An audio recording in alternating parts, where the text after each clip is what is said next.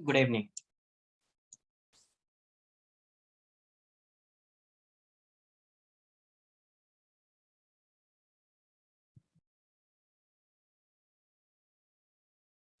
Rotation rotational motion lecture number 3।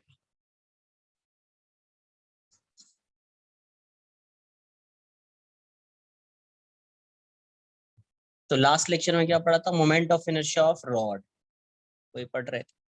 इस question का answer बता दीजिए थोड़ा फास्ट। ये रॉड है, थिन रॉड, यूनिफॉर्म रॉड है,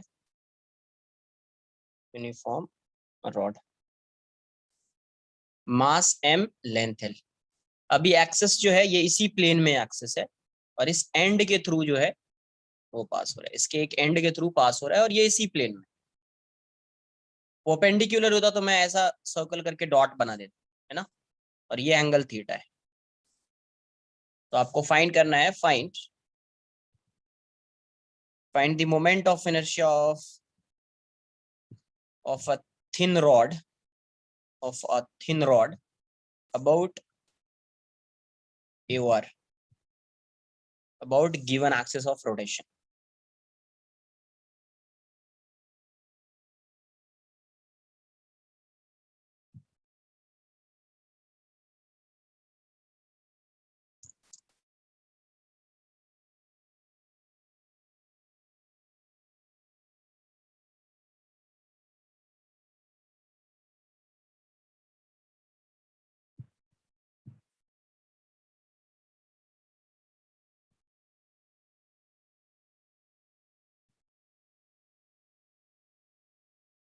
कितना आएगा बताइए?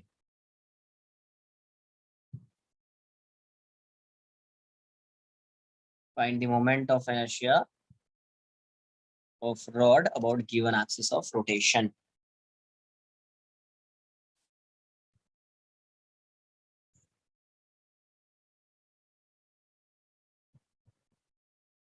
देखो आना चाहिए आंसर आपसे। अगर ये रॉड ऐसा होता, सिंपल सा ऐसा रॉड होता तो इसके अबाउट तो फाइंड कर लेते, बट अभी एक्सेस जो है सॉल्व करो। अभी एक्सेस क्या है? किसी एंगल पे ऐसा है, तो इसके अबाउट अभी कैसे सॉल्व करेंगे वो देख लेते हैं।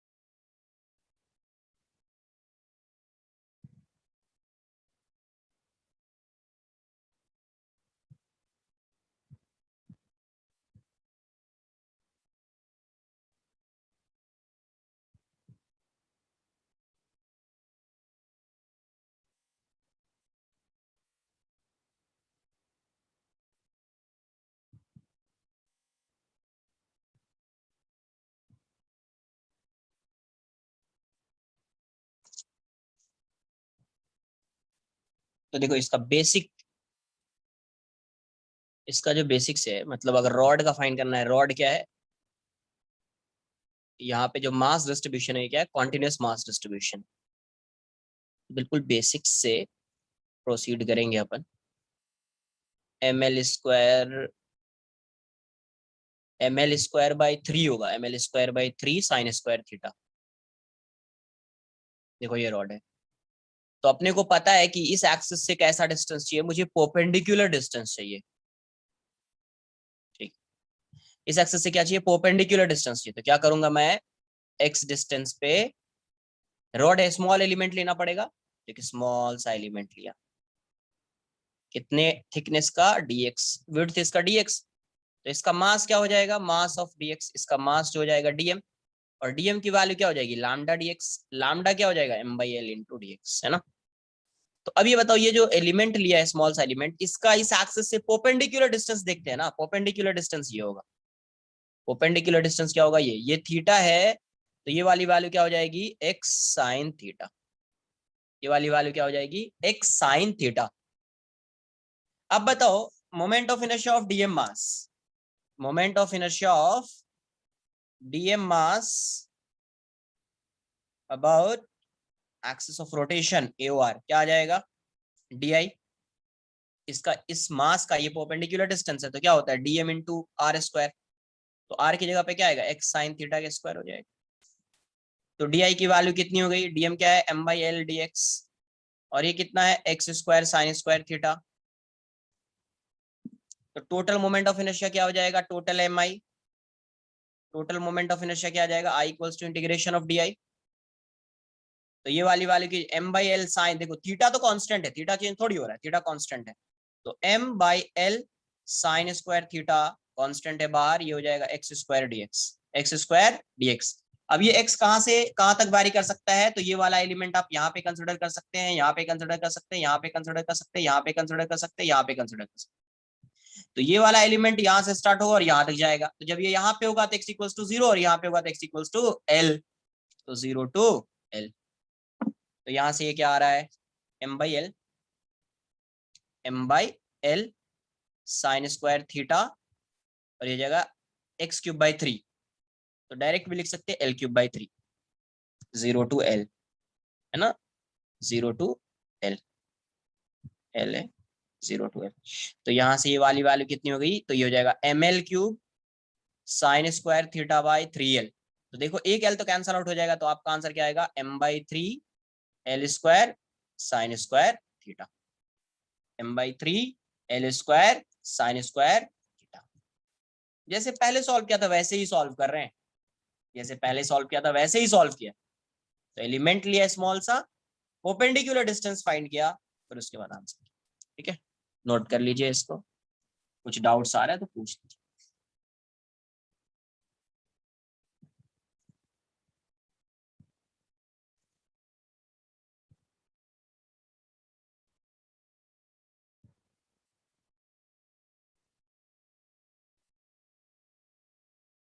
यहीं पे स्टार्ट, यहीं से स्टार्ट है।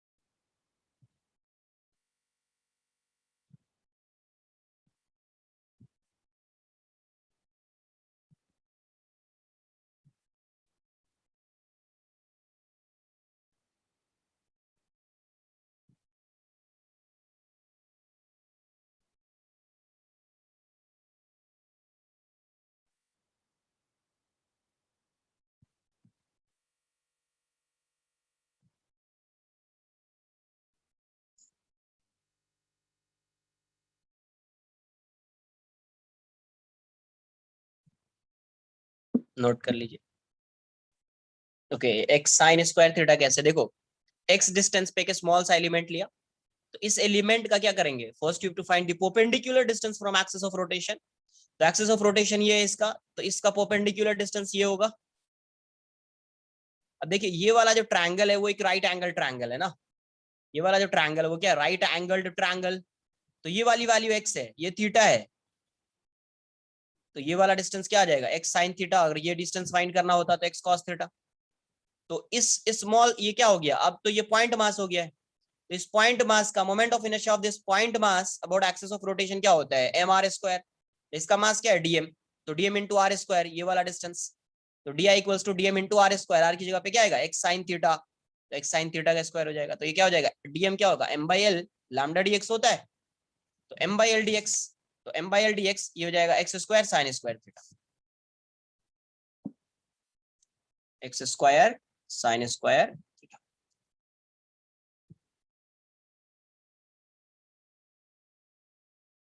आंसर क्या आ जाएगा, ml²/3 sin स्क्वायर थीटा।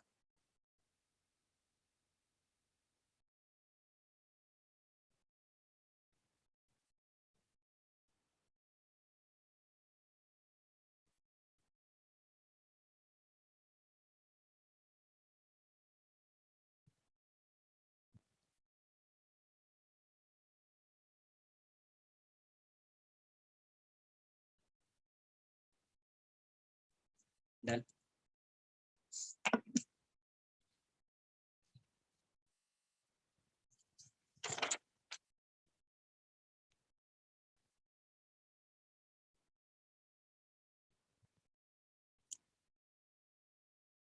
एक क्वेश्चन और कर लेते हैं इस पे। मान लीजिए ये रॉड है, ये रॉड है, ये रॉड है, और ये सब rods identical rods, mass M length है, रॉड्स आर आइडेंटिकल,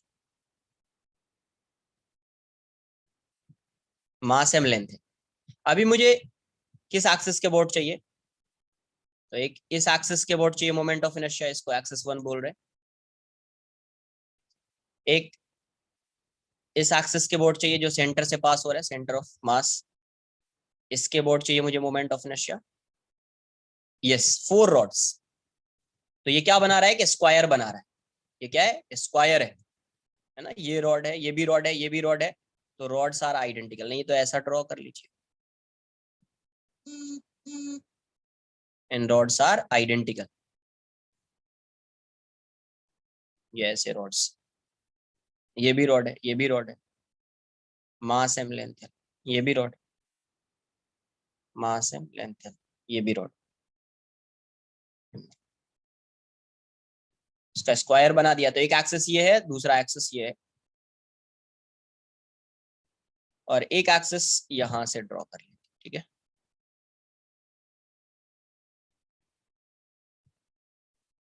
ये 3 इतने की अबाउट बताओ, find the moment of inertia about axis centre of mass, centre है ये, सेंटर है, नहीं इन द प्लेन है ना, परपेंडिकुलर ऐसा नहीं होगा, परपेंडिकुलर होगा तो ऐसा होगा, यहाँ पे किसी पॉइंट के अबाउट होगा, ऐसा ऐसा ऐसा ऐसा। ये पूरे रॉड का सेंटर ऑफ मास है, एक रॉड के अबाउट होता है ml²/3, एक रॉड है ना, उसके सेंटर ऑफ मास के अबाउट क्या होता है, ml²/12, एंड के अबाउट कितना होता है, ml²/3, है ना। तो find the moment of inertia of given configuration, given configuration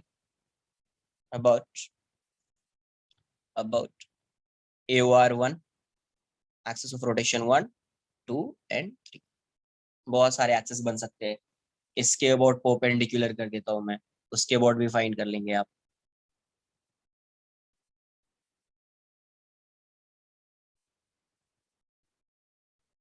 first का 2 ml², चेक कर लेते हैं।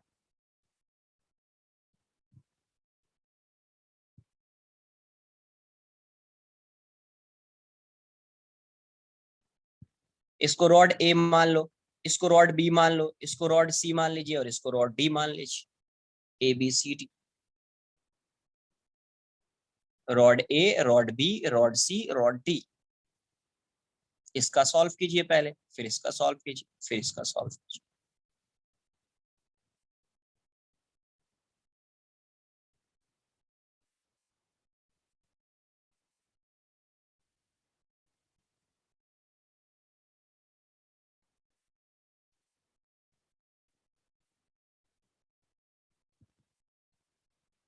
नहीं नहीं, third, third is in the plane, ये इन द प्लेन है, इसी में तीनों एक्सेस जो है वो प्लेन में ही है, इसी प्लेन में, ठीक है।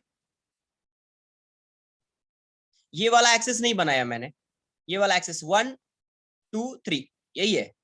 तो एक एक्सेस ऐसा है इसी प्लेन में, दूसरा ऐसा है, थर्ड वाला ऐसा। हाँ, अगर ये एक एक्सेस होता ऐसा तो परपेंडिकुलर होता, वो नहीं है इसमें, वो नहीं है, वो भी हो सकता है, वो भी हो सकता है, उसको भी मान लो, उसको भी सॉल्व कर लो, इसको 4 मान लो, एक्सेस 3 एंड 4। उसको भी मान लीजिए कि सेंटर ऑफ मास से जो पास हो रहा है, ऐसा डॉट बना दिया, डॉट मतलब परपेंडिकुलर, ये सेंटर ऑफ मास है, सी एम या सी ओ एम लिख दीजिए। तो ये एक्सिस ऐसा है perpendicular to the plane, fourth one.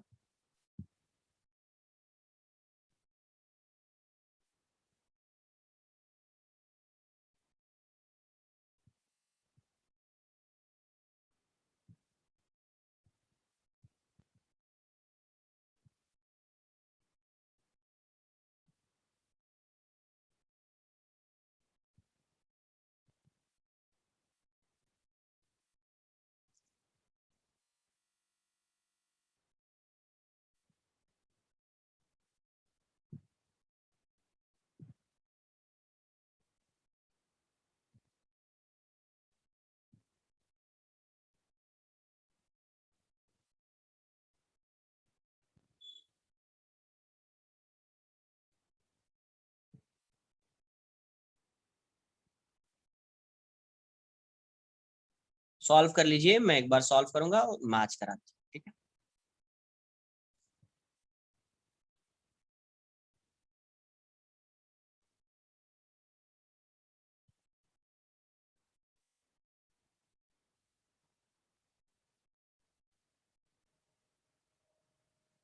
Solve करते फर्स्ट वाला, ठीक। अलग से मैं ड्रॉ कर लेता हूँ इसको ऐसा। फर्स्ट मान लेते हैं, ये फर्स्ट है अबाउट यू, ये ऐसा है, ये ऐसा।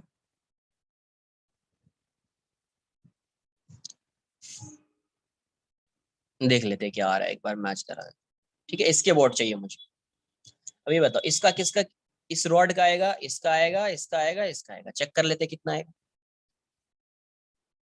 तो ये बताओ इसका अगर फाइंड करेंगे I1, तो IA plus IB plus IC plus ID, पहले लिख दिया है। IA की वैल्यू क्या होगी, तो इसके एंड से पास हो रहा है ना, ये जो एक्सिस है इसके एंड से पास हो रहा है और परपेंडिकुलर भी है, तो ये हो जाएगा ml²/3। बी जो है ये रॉड, ये इसी से पास हो रहा है एक्सिस ऐसा, तो बी का हो जाएगा 0। सी का भी एंड के वोट हो रहा है, ये हो जाएगा ml²/3। और डी का देखो, डी का कैसे फाइंड करेंगे, तो डी ऐसा है और एक्सिस यहाँ पे, ml²/3 क्यों आया, ये तो आपको लास्ट लेक्चर में बताया था ना यार, कि ये रॉड है तो एंड के वोट होता है। नहीं तो ये तो पहले भी बताया, लास्ट लेक्चर का, आज का थोड़ी है ये, लास्ट लेक्चर का ही है ना ये। ऐसा इस एंड के वोट क्या होता है, ml²/3 होता है। तो यहां से अब आई डी फाइंड करना है, ये फाइंड करना है। तो अब ये बताओ, ये एक एक्सिस है, इसका फाइंड करना है, तो पहले इसका सेंटर ऑफ मास यहाँ पे रहा होगा इस रॉड का, तो पैरेलल बना देते हैं एक्सिस को।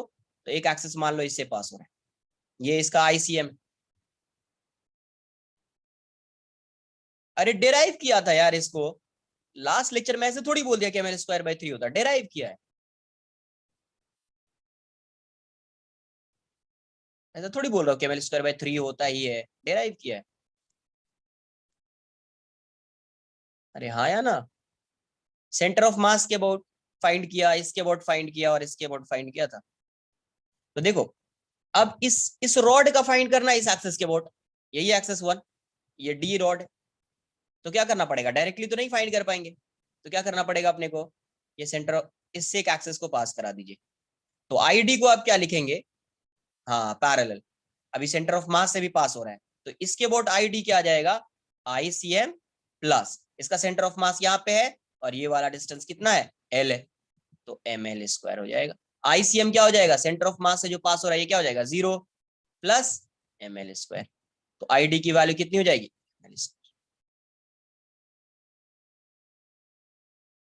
यस, वैसे भी कर सकते हैं, वैसे भी कर सकते हैं कि यहाँ पे स्मॉल एलिमेंट लिया डीएम, तो हो जाएगा डीएम इंटू L², ये भी डीएम इंटू L², ये भी डीएम इंटू L², ये भी DM into L², L² common लीजिए, डीएम डीएम डीएम डीएम, यहाँ से यहाँ तक डीएम को ऐड करेंगे, टोटल मास आ जाएगा, तो आंसर वहां से भी ml² आ जाएगा।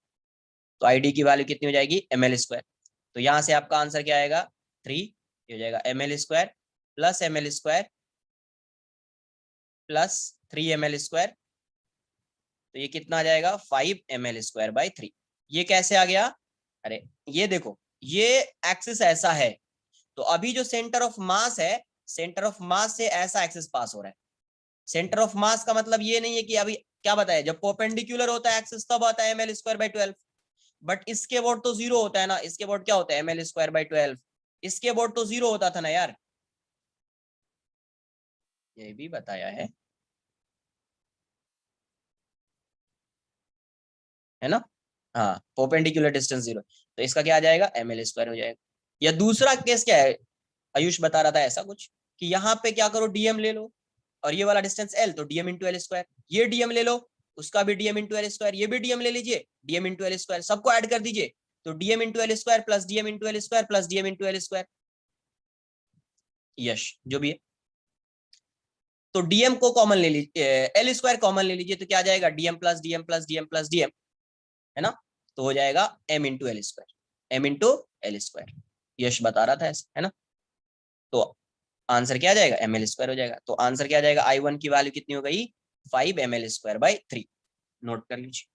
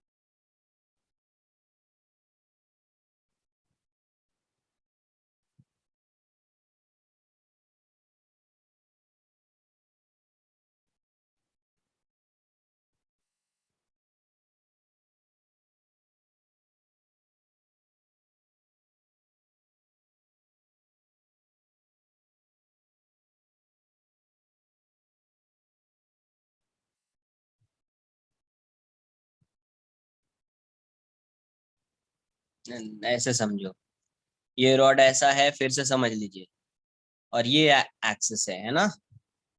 तो अब क्या करेंगे, डायरेक्ट तो फाइंड नहीं कर पा रहे हैं, तो क्या करेंगे, पैरेलल एक्सिस थ्योरम समझ में आएगा। तो यहाँ पे एक एक्सिस बना दो, तो अब दोनों एक्सिस पैरेलल दिख रहा है, और इस रॉड का सेंटर ऑफ मास तो यही है ना यार, इस रॉड का सेंटर ऑफ मास तो यही है। तो ये रॉड से ये जो एक्सिस है, इस एक्सिस का इस रॉड से कोई डिस्टेंस है, जब कोई डिस्टेंस है ही नहीं, क्या होना चाहिए, कुछ परपेंडिकुलर डिस्टेंस होना चाहिए ना। तो जब कोई परपेंडिकुलर डिस्टेंस है ही नहीं, तो क्या हो जाएगा, आईसीएम जीरो हो जाएगा ना। अभी भी सेंटर ऑफ मास से ही पास हो रहा है ना, ये भी आईसीएम था, बट ये परपेंडिकुलर होता था, अभी ये इसी के अलॉन्ग है, पैरेलल बोल दीजिए, तो ये जीरो हो जाएगा। और ये वाला डिस्टेंस एल है, तो आईसीएम प्लस md², तो इससे इसका डिस्टेंस एल है, तो ml²। क्लियर, नोट कर लिया इसको। इसका सेकेंड पार्ट सॉल्व कर,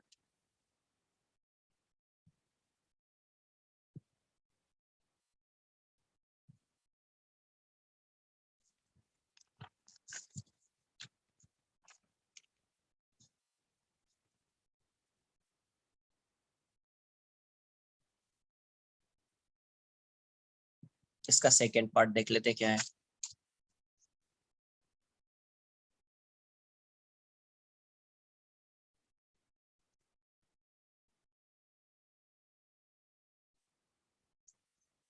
ये ऐसा रोड है, मुझे इस एक्सेस के बोर्ड चाहिए, 2/3 ml², चेक कर लेंगे एक बार कितना आ रहा है। तो देखो, ये ए है, ये बी है, ये सी है, ये डी है।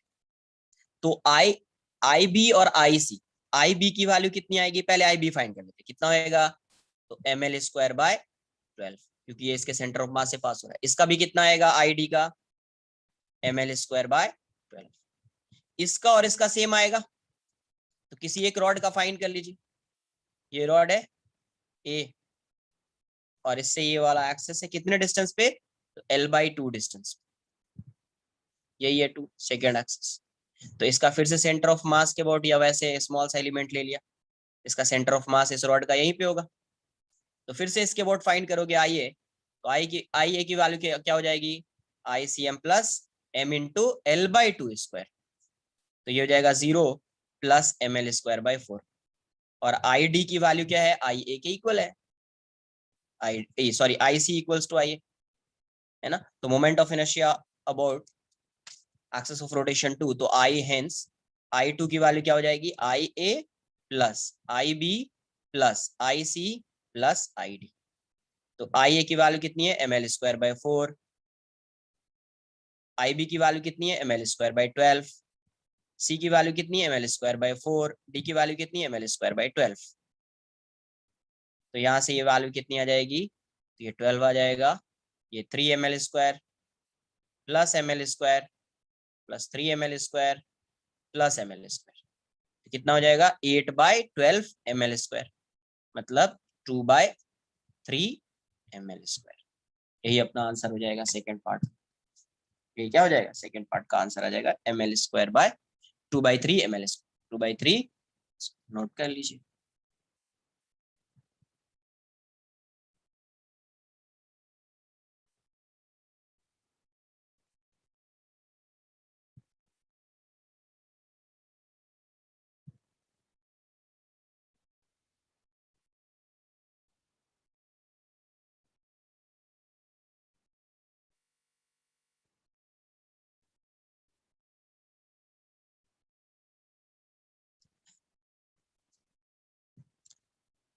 देखो इस एक्सेस के वॉट चाहिए, तो आई बी का कितना आएगा, बी के सेंटर ऑफ मास से पास हो रहा है, इस रॉड बी का सेंटर ऑफ मास यहाँ पे होगा, रॉड डी का सेंटर ऑफ मास यहाँ पे होगा।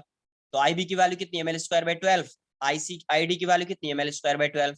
आई ए और आई सी का सेम होगा क्योंकि सेम डिस्टेंस है ये, तो आई ए का फाइंड कर लेते हैं। तो ये इस एक्सेस के वॉट चाहिए, तो यहाँ पे सेंटर ऑफ मास होगा रॉड का, तो इसके अबाउट इसी के अलॉन्ग एक एक्सेस बना दीजिए, तो दोनों पैरेलल हो जाएगा।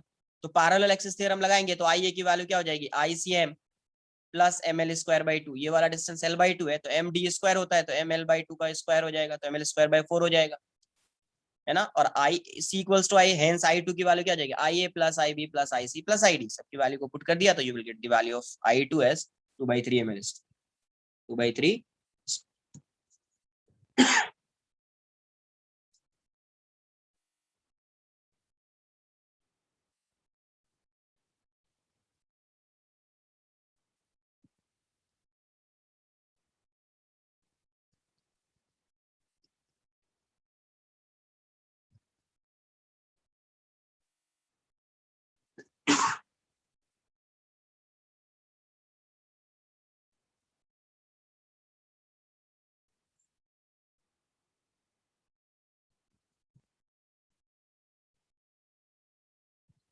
नोट कर लीजिए।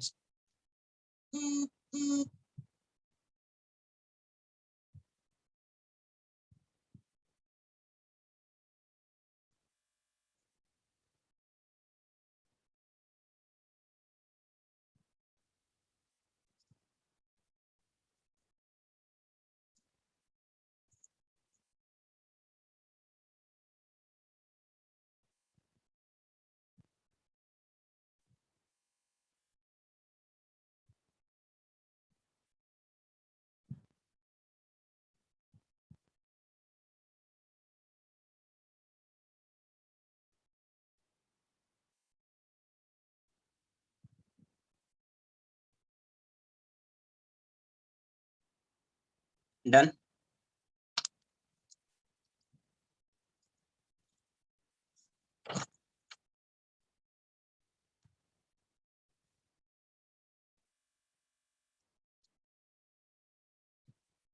थॉट क्या था, ये रॉड ऐसा है,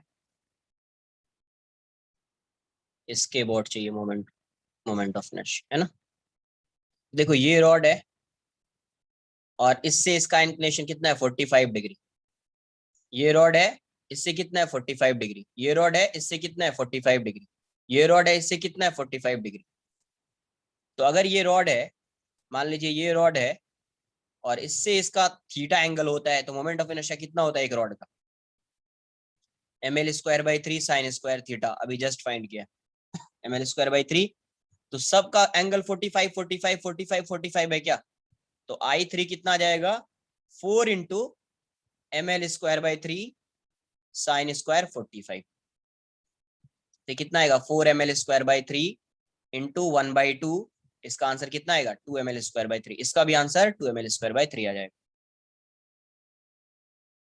इसका भी आंसर क्या आएगा 2 ml²/।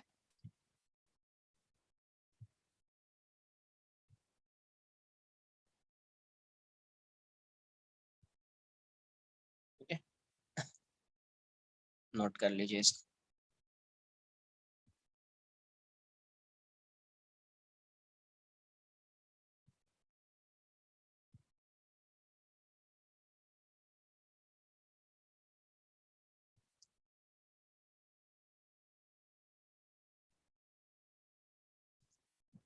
फोर्थ,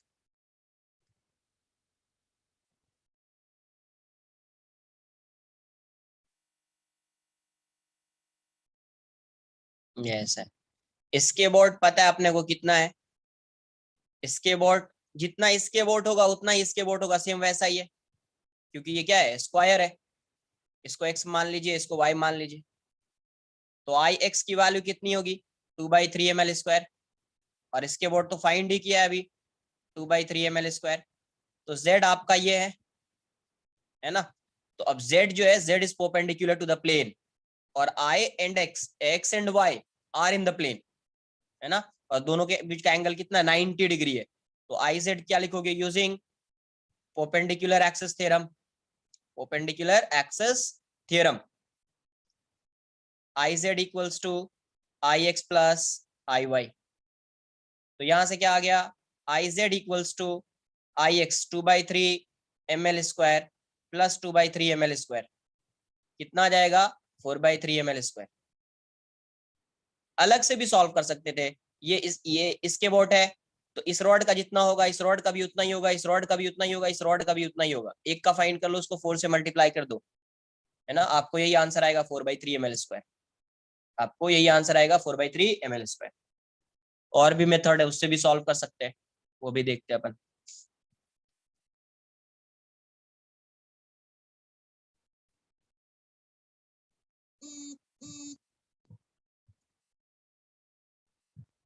अरे जैसे y आया वैसे ही x ये एक्सिस और ये एक्सिस तो सेम ही है ना यार यहाँ पे। मतलब इसके बोर्ड जैसा कॉन्फ़िगरेशन, इसके बोर्ड भी वैसा ही कॉन्फ़िगरेशन, इसीलिए 2/3 हो गया।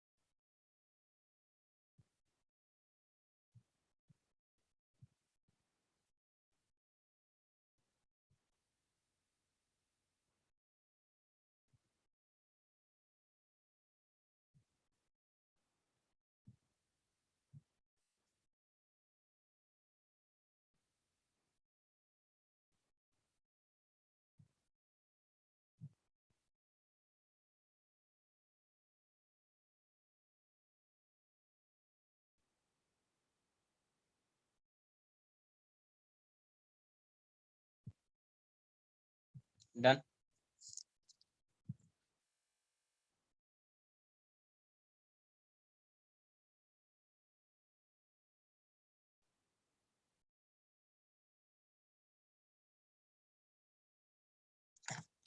इसको देखो ऐसे भी सॉल्व कर सकते थे। एक तो डायरेक्ट जैसे सॉल्व करने का मेथड है कि एक रॉड का फाइंड किया 4 से मल्टीप्लाई कर दिया, वैसे भी फाइंड कर सकते थे या ऐसे भी फाइंड कर सकते थे।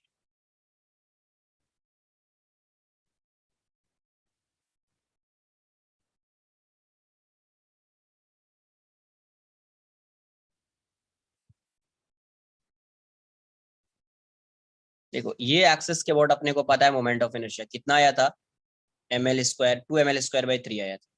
तो अगर ये क्या है, ये स्क्वायर है तो इस एक्सिस के अबाउट भी कॉन्फ़िगरेशन सेम रहेगा, तो इसके अबाउट भी मोमेंट ऑफ इनर्शिया क्या आएगा, 2ml²/3। अच्छा ये बताओ, ये अगर स्क्वायर है तो ये और ये एक दूसरे को, ये दोनों जो डायगोनल है एक दूसरे को कितने एंगल पे इंटरसेक्ट करेंगे, 90 डिग्री, मतलब परपेंडिकुलर हो जाएगा। और ये z, तो अभी इसी को आप मान लो x और इसी को मान लीजिए y, इसी को आप मान लीजिए x, इसी को मान लीजिए y, तो इसके वोट मोमेंट ऑफ इनर्शिया क्या आ जाएगा, आई जेड अभी भी क्या आएगा, तो I x plus I Y, दोनों के वोट क्या है, सेम है। तो 2ml²/3, 2ml²/3, तो आंसर क्या आएगा, 4ml²/3।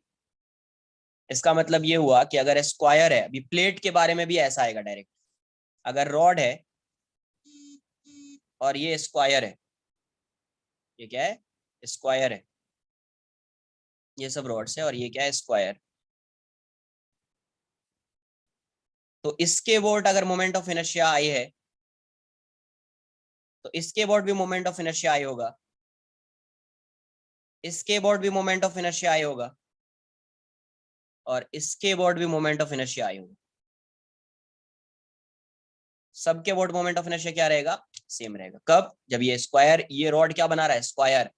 प्लेट के केस में भी ऐसा होता है, स्क्वायर प्लेट के बारे में आगे डिस्कस करेंगे, उसमें भी सेम होता है। आए आए आए, यस,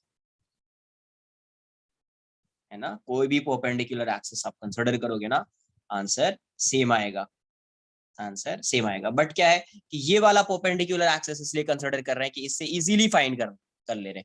अगर कोई एक ऐसा एक्सिस फाइंड करेंगे, मान लो ये है और दूसरा कहीं दूसरा ऐसा है, तो उससे थोड़ा फाइंड करना टफ हो जाए, है ना,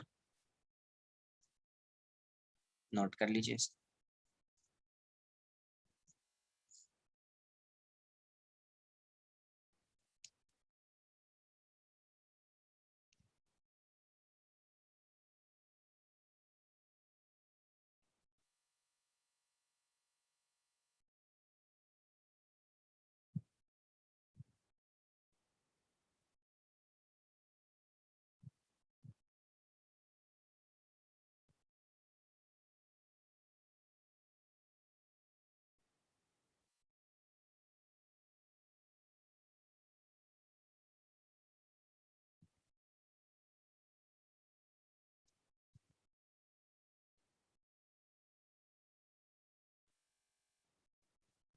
yes, without perpendicular axis theorem भी फाइंड कर सकते हैं, बट वहां पे भी पैरेलल एक्सिस थ्योरम लगाना पड़ेगा। वहां पे एक पैरेलल एक्सिस, क्योंकि एक रॉड है, इसके बाद फाइंड करोगे तो यहाँ पे एक एक्सिस होगा, एक एक्सिस यहाँ पे होगा, दूसरा यहाँ पे होगा, तो पैरेलल एक्सिस लगाना पड़ेगा एक के लिए, उसको 4 से मल्टीप्लाई कर देंगे तो आंसर है। थोड़ा फास्ट नोट करो यार।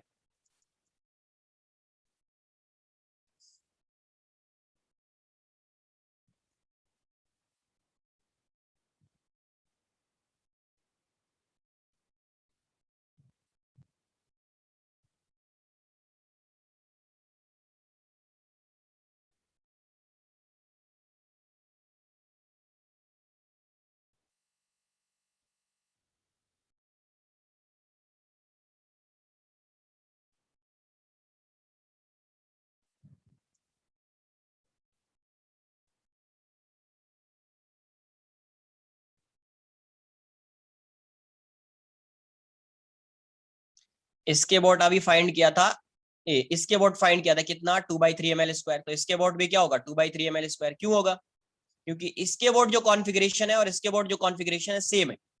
इसके बोट फाइंड किया था अभी 2/3 ml², तो इसके बोट इस डायगोनल के बोट भी क्या होगा, 2/3 ml² होगा। तो देखो इसके बोट भी सेम है, इसके बोट भी सेम है, इसके बोट भी सेम है, इसके बोट भी सेम है, तो अगर मैं इसके बोट आई मान लेता हूं तो ये भी आई होगा, ये भी आई होगा, ये भी आएगा।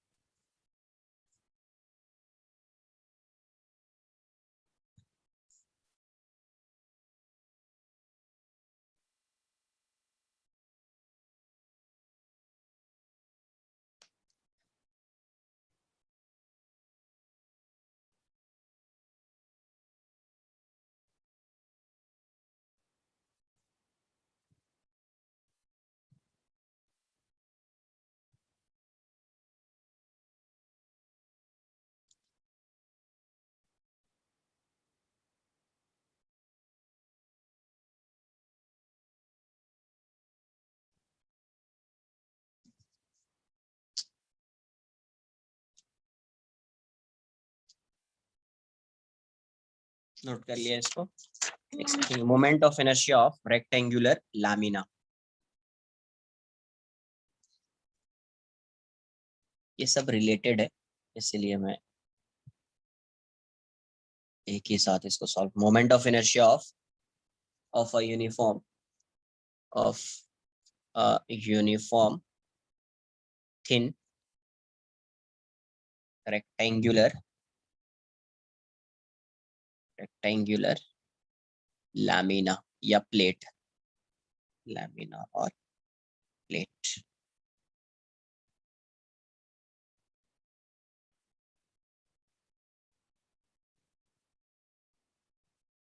ये प्लेट है, रेक्टेंगुलर प्लेट है, यहाँ से यहाँ तक का लेंथ L है और ये वाला डिस्टेंस B है, और इसका मास जो है, ये मास गिवन है M। मास क्या है M। सपोज मुझे इस एक्सिस के अबाउट मोमेंट ऑफ इनर्शिया चाहिए, इस प्लेट का। किसके अबाउट? इसके अबाउट। मुझे इस एक्सिस के अबाउट इसका मोमेंट ऑफ इनर्शिया चाहिए, है ना। तो इसका मोमेंट ऑफ इनर्शिया क्या होगा? तो देखो, इसका मोमेंट ऑफ इनर्शिया क्या करेंगे फाइंड करने के लिए, एक स्ट्रिप लिया, ये वाला। ऐसे बहुत सारे स्ट्रिप हो सकते हैं, है ना। यहाँ से यहाँ तक स्ट्रिप आ सकते हैं, ऐसे ऐसे स्ट्रिप आएंगे, होगा या नहीं? तो एक स्ट्रिप का, इस वाले स्ट्रिप का मैं मास मान लेता हूं, इस पूरे का मास M है, इस वाले स्ट्रिप का मास मान लेता हूं DM। तो अभी ये क्या हो जाएगा, इस स्ट्रिप का, स्मॉल सा स्ट्रिप है, थिन स्ट्रिप है, इसका जिसका मास DM है और ये वाला लेंथ L है। तो अब ये बताइए, इस एक्सिस के अबाउट इसका मोमेंट ऑफ इनर्शिया क्या होगा? तो ml²/3, जितना भी मास होगा, मास इंटू L²/3 हो जाएगा। तो टोटल मोमेंट ऑफ इनर्शिया क्या आ जाएगा? टोटल मोमेंट ऑफ इनर्शिया, ऐसे ऐसे बहुत सारे स्ट्रिप है, तो सबका मोमेंट ऑफ इनर्शिया फाइंड करूंगा और ऐड कर दूंगा। तो टोटल MI कितना आ जाएगा? Total MI moment of inertia कितना आ जाएगा? तो I equals to integration of DI। तो यहाँ से देखो, L²/3 बाहर कर देता हूँ, यहाँ पे DM आएगा, तो टोटल DM कितना आ जाएगा? अरे DM कितना हो जाएगा, इंटीग्रेट क्यों करें, DM कितना आ जाएगा? M/Ldx थोड़ी लिख रहे हैं, टोटल DM कितना हो जाएगा? M ना। इसका ये DM टोटल DM कितना आ जाएगा? तो आंसर कितना आ जाएगा? ml²/3। मतलब जैसा रॉड का हो रहा था वैसा ही इसका भी होगा।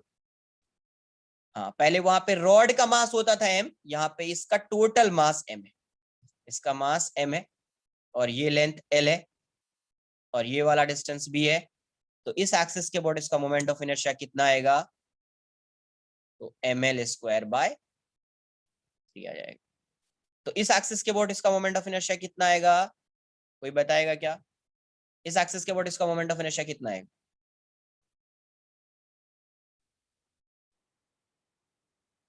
परपेंडिकुलर थ्योरम क्यों लगाएंगे? MB²/3 हो जाएगा। अभी ऐसा स्ट्रिप आएगा, अभी ऐसा स्ट्रिप आएगा ना, तो इसका लेंथ कितना है? B। तो I की वैल्यू इसके अबाउट क्या हो जाएगी? MB²/3। सिमिलरली सेंटर ऑफ मास के अबाउट फाइंड करेंगे, ऐसा तो कितना आएगा? इसके अबाउट मान लो इसका सेंटर ऑफ मास यहाँ पे, इसके अबाउट मोमेंट ऑफ इनर्शिया क्या आएगा? ml²/12। L को क्रॉस कर रहा है ना, L ये ऐसा है, तो ml²/12। इसके अबाउट कितना आएगा? अभी B को क्रॉस कर रहा है ना, ऐसा है ना रॉड, MB²/12। तो इस Z के अबाउट भी फाइंड कर सकते हैं। Z कितना आ जाएगा? दिस प्लस दिस हो जाएगा, है ना। नोट कर लीजिए इसको। अब यहां से स्क्वायर भी आ जाएगा,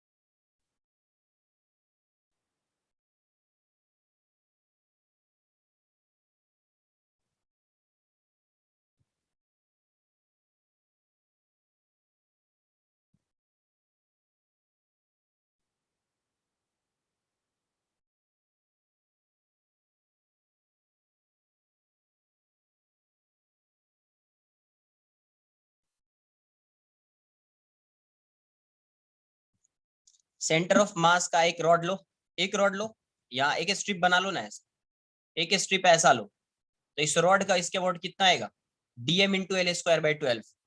दूसरे का कितना आएगा, DM into L square by 12। आगे का क्या आएगा, DM into L square by 12। L square by 12 common ले लीजिए, डीएम प्लस डीएम इंटीग्रेट कर दीजिए, टोटल मास आ जाएगा, क्या आएगा, एम एल स्क्वायर बाई 12। इस रॉड को इस ऐसा स्ट्रिप लीजिए, तो इस रॉड का यहाँ पे स्मॉल सा स्ट्रिप रॉड बना दिया, उस रॉड का इसके वोट कितना आएगा, उसका मास डीएम मान लीजिए, तो DM into B square by 12 हो जाएगा। तो बी स्क्वायर बाई 12 को इस साइड, किसका पैरेलल, यहां से फाइंड कर लो। ये सेंटर ऑफ मास से पास हो रहा है, ये सेंटर ऑफ मास से पास नहीं हो रहा है, तो this equals to ICM plus M into ये वाला डिस्टेंस एल बाई 2 का स्क्वायर हो जाएगा। तो M L square by 12 equals to ICM plus M L square by 4। तो एम एल स्क्वायर बाई 3 इस साइड से माइनस कर दो एम एल स्क्वायर बाई 4, ये कितना आएगा, एम एल स्क्वायर बाई 12। इससे फाइंड करोगे तो M B square by 12। Done. अभी देखो ये तो रेक्टेंगल है, हाँ, ये क्या है, ये तो रेक्टेंगल, अगर ये स्क्वायर होता। अच्छा मुझे ये बताइए कि क्या अगर ये रेक्टेंगल है, ये ऐसा है, ये एल है, ये बी है, तो इसके बोर्ड तो अपने को पता है कि एम एल स्क्वायर बाई 12 है, इसके बोर्ड पता है एम बी स्क्वायर बाई 12 है, तो क्या डायरेक्टली इसके बोर्ड फाइंड कर सकते हैं क्या, इसके बोर्ड ऐसा बोल सकते क्या ये इसके इक्वल होगा, या ये इसके इक्वल होगा, या ये इसके इक्वल होगा, ऐसा बोल सकते क्या, नहीं, क्यों, क्योंकि ये परपेंडिकुलर नहीं है, ये परपेंडिकुलर नहीं है, तो इसको डायरेक्टली ऐसे नहीं फाइंड करेंगे, उसको फाइंड करने का अलग मेथड है, वो बताऊंगा आगे, ठीक है। तो यहाँ पे अगर इसको I1 मान लीजिए, इसको I2 मान लीजिए, और ये I3 है और ये I4 है, तो यहाँ से I1 not equals to I2 not equals to I, ऐसा है ना, I2 और I4 सेम हो, क्योंकि वैसा ही एक्सेस है, इसके बोर्ड जैसा ओरिएंटेशन है, इसके बोर्ड वैसा ही ओरिएंटेशन। अगर ये स्क्वायर प्लेट होता, स्क्वायर प्लेट, इस केस में क्या आता, ये एल है, ये एल है, तो इसके बोर्ड क्या हो जाता। अच्छा यहाँ से ये बताओ, अगर मुझे यहाँ पे z, पहले z फाइंड कर लो, आई जेड फाइंड करना होता तो आई जेड क्या लिखते, आई जेड यहाँ से I Z equals to this plus this square है ना, तो M L square by 12 plus M B square by 12, तो यहाँ से m बाई 12 बाहर ले लीजिए, L square plus B square हो जाता है ना, तो ये इसके वोट डॉट बना दिया, मतलब परपेंडिकुलर। अब ये बताओ इसके वोट कितना होएगा, तो एम एल स्क्वायर बाई 12 होगा, इसके वोट कितना होगा, एम एल स्क्वायर बाई 12 होगा, तो z के वोट कितना हो जाएगा यहाँ पे, I Z M L square by 12 plus M L square by 12, तो क्या हो जाएगा, एम एल स्क्वायर बाई 6। अच्छा मुझे ये बताओ, अगर एक एक्सेस यहाँ पे ऐसा होता, ऐसा, और एक ऐसा होता, तो इसके बोर्ड ये तो परपेंडिकुलर है अभी, तो इसके बोर्ड अगर आई है तो इसके बोर्ड भी क्या होगा, आई होगा ना, ऑल्सो ऐसे लिख सकते हैं ना, आई जेड को, I Z equals to I plus I, correct, क्योंकि 90 डिग्री है, और आई जेड कितना है, M L square by 12 equals to 2i, तो आई की वैल्यू कितनी हो जाएगी, एम एल स्क्वायर बाई 6, तो M L square by 2 into 6 12 हो जाएगा। तो इसके अबाउट, इसके अबाउट, इसके अबाउट और इसके अबाउट मोमेंट ऑफ इनर्शिया क्या होगा, अगर स्क्वायर प्लेट है या रॉड है तो सेम, ठीक है, नोट कर लीजिए आप।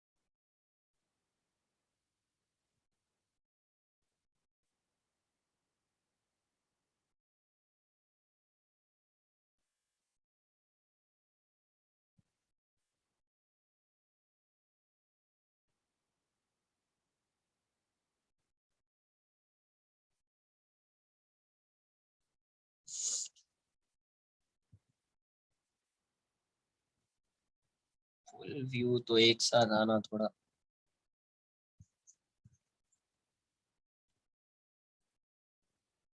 देखो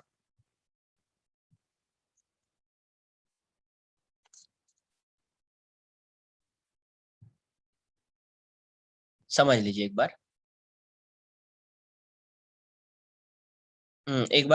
एक बार बता भी देता हूँ, जिसको कुछ भी डाउट है समझ लीजिए एक बार फिर से। ये दोनों सेम क्यों नहीं हो रहा है, ये और ये सेम क्यों नहीं हो रहा है? क्योंकि ये वाला एंगल 90 डिग्री नहीं है, ये क्या है, रेक्टेंगल है, इसलिए ये दोनों सेम नहीं। यहाँ पे ये और ये इक्वल क्यों है? क्योंकि ये दोनों के बीच का एंगल 90 डिग्री है और ये दोनों सेम प्लेन में। तो कोई भी दो एक्सेस बना दीजिए जो परपेंडिकुलर होगा इस प्लेन में, जो परपेंडिकुलर एक्सेस होगा उसका कितना आएगा, ml² आएगा, ml² आएगा। देखो यहाँ से स्क्वायर प्लेट है, इसका मैं ट्रायंगल बना देता हूँ और फिर समझते हैं। फिर उससे ट्रायंगल का डायरेक्ट फॉर्मूला बताऊंगा, डिराइव भी कर सकते हैं बट आ जाएगा फॉर्मूला, कुछ है नहीं। ये ऐसा है, इसके अबाउट कितना है अपने को मोमेंट ऑफ इनर्शिया, तो इसके अबाउट आई की वैल्यू जो है वो आ रही है अपने को ml²/12, ml²/12। ठीक है, ये वाला डिस्टेंस एल है, ये एल है, ये भी एल है, ये भी है। तो अगर मैं यहां से एक ये बना दूं, ये ट्रायंगल बना दूं, तो अब ये बताइए कि ये इसके अबाउट जो इसका मोमेंट ऑफ इनर्शिया होगा, इसका भी सेम मोमेंट ऑफ इनर्शिया होगा। इसका इस ट्रायंगल का 1 मान लो, इस ट्रायंगल को 2 मान लो। तो इस एक्सिस के अबाउट जो मोमेंट ऑफ इनर्शिया होगा, इस एक्सिस के अबाउट मोमेंट ऑफ इनर्शिया, तो आई की वैल्यू क्या हो जाएगी, I1 + I2, और दोनों की वैल्यू सेम है। यहां से देखिए, यहाँ तो ऐसे ये जो वैल्यू होगी ये क्या होगी, I1 + I2 equals to ml²/12, और ये दोनों की वैल्यू सेम है, I1 + I1 equals to ml²/12। तो 2I1 की वैल्यू क्या हो जाएगी, ml²/12। तो I1 कितना आ जाएगा, ml²/24। वैसे भी देखिए हाफ है, तो इसका इसके अबाउट मोमेंट ऑफ इनर्शिया कितना जाएगा, आई डैश मान लीजिए जाएगा ml²/24।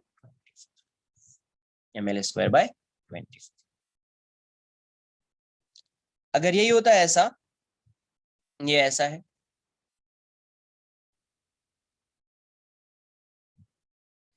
इसका सेंटर ऑफ मास यहाँ पे इस एक्सिस के अबाउट अभी क्या फाइंड किया था, IZ, तो ये आ रहा था अपना ml²/6।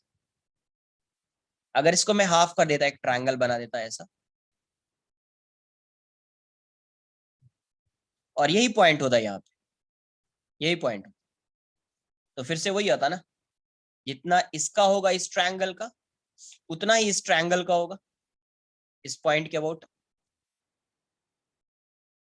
तो फिर से I1 + I2, जितना इस ट्रायंगल का होगा इसके अबाउट, इस पॉइंट के अबाउट, उतना ही इस ट्रायंगल का होगा, इक्वल्स टू ml²/6। तो यहाँ से I1 + I1 equals to ml²/6। तो I1 की वैल्यू क्या हो जाएगी, एंड लगा के लिखो, I1 की वैल्यू हो जाएगी ml²/12। मतलब इसके अबाउट क्या आ जाएगा, आई डैश मान लीजिए हो जाएगा ml²/12। आई बात समझ में कुछ, नोट कर लो। अभी यहाँ से कुछ फॉर्मूला भी आएगा ट्रायंगल का, नोट कर लीजिए।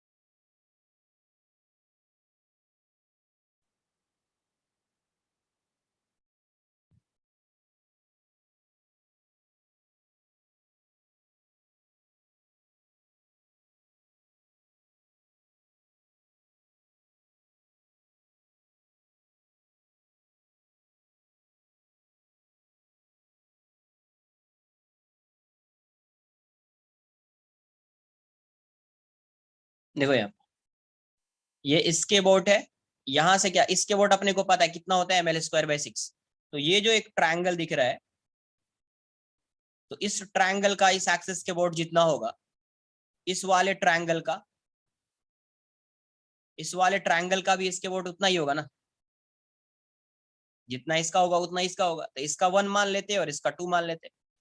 तो ये वैल्यू क्या हो जाएगी, iz जो हो जाएगा दिस प्लस दिस, इसका जितना आएगा मोमेंट ऑफ इनर्शिया इसके बोट और इसका जितना आएगा, दोनों को ऐड कर देंगे तो टोटल आएगा। तो I1 + I2 = ml²/6।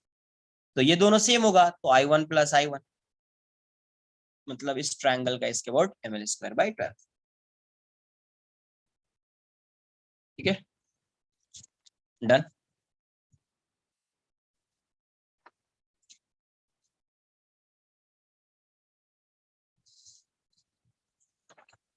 देखो यहाँ से कुछ फॉर्मूला आएगा, मैं रिलेट करना चाह रहा हूँ, डेराइव भी कर सकते हो उसको, बट रिलेट कर लेंगे तो ज्यादा इजी है। अभी ट्रायंगुलर प्लेट, ट्रायंगुलर प्लेट है ना, इसके बारे में डिस्कस कर रहे हैं अपन। तो अभी अपने को पता है कि ये ट्रायंगुलर प्लेट है, तो इस एक्सिस के अबाउट इसका मोमेंट ऑफ इनर्शिया क्या आएगा, तो ml²/24 आ रहा है। ठीक है, ml², तो ये वाले पार्ट का मास कितना होगा, टोटल ये ऐसा था, इस पूरे पार्ट का मास क्या है, m है, तो इसका मास कितना आएगा, m/2। ये वाला डिस्टेंस l है, ये वाला डिस्टेंस l है, तो ये वाला डिस्टेंस कितना आ जाएगा, या ये वाला एंगल 45 डिग्री होगा। तो यहां से परपेंडिकुलर ड्रॉ कर लीजिए इस पे, यहां से आप क्या कीजिए, इस पॉइंट से इस वाले लाइन पे परपेंडिकुलर ड्रॉ कर लीजिए। तो इसकी हाइट h, तो यहां से क्या आएगा sin 45 डिग्री, h की वैल्यू क्या आ जाएगी, l sin 45 डिग्री। तो h कितना आएगा, l sin 45 डिग्री। तो यहां से h कितना आ रहा है, l/√2। h कितना आ रहा है, l/√2। तो अगर मैं इसके मोमेंट ऑफ इनर्शिया को मैं ऐसा लिखूं, I = जो भी मास इसका है, यहाँ पे मास m/2 है, कहीं पे मास m होगा तो m लिखेंगे, m/2 इंटू इसका ये वाला डिस्टेंस h है, परपेंडिकुलर डिस्टेंस, तो h²/6। रिलेट करना चाह रहा हूं मैं, पता है अपने को पहले से, बट फिर भी रिलेट करना चाह रहे हैं कि आ रहा है या नहीं आ रहा है। तो m/2 इंटू h की वैल्यू क्या हो जाएगी, l²/2/6, कितना आया, ml²/24। पहले से पता है कि इसके अबाउट ml²/24 होता है। इसका मतलब क्या हुआ कि अगर कोई भी ट्रायंगल है, कोई भी ट्रायंगुलर प्लेट है, ये क्या है, ट्रायंगुलर प्लेट,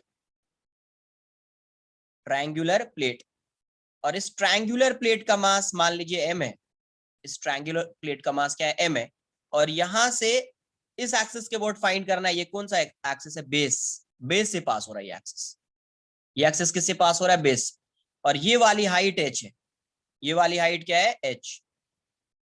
तो इसके अबाउट इसका मोमेंट ऑफ इनर्शिया कितना हो जाएगा, mh²/6, mh²/6। अगर मुझे इस एक्सिस के अबाउट फाइंड करना होता, इसके अबाउट फाइंड करना होता, तो कौन सा डिस्टेंस फाइंड करते, ये वाला परपेंडिकुलर डिस्टेंस, ये वाला परपेंडिकुलर। मान लीजिए कि इसकी वैल्यू h' और इसका मास m है, तो इसके अबाउट इसका मोमेंट ऑफ इनर्शिया कितना आ जाता, m इंटू h'²/6। इसके अबाउट फाइंड करते तो यहां से परपेंडिकुलर डिस्टेंस ड्रॉ करते। कुछ आई बात समझ में। तो moment of inertia of A triangular plate about it's base is m into h²/6, m into h²/6। Clear है,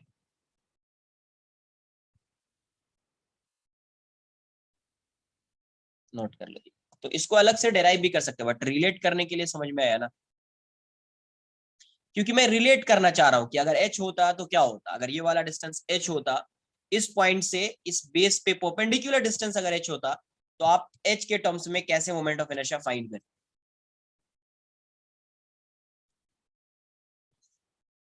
ठीक है, इसको डेराइव भी कर सकते हैं, अगर ये वाला वैल्यू h गिवन है ना, इसको डेराइव भी कर सकते हैं, तो mh²/6 ही आएगा। बट यहाँ पे अपन ने किससे रिलेट कर दिया, रेक्टेंगल पाई स्क्वायर पता था, उससे ट्रायंगल फाइंड किया, ट्रायंगल से रिलेट कर दिया, तो एक फॉर्मूला बन गया। तो इसके बोर्ड क्या होता है, mh²/6 होता है।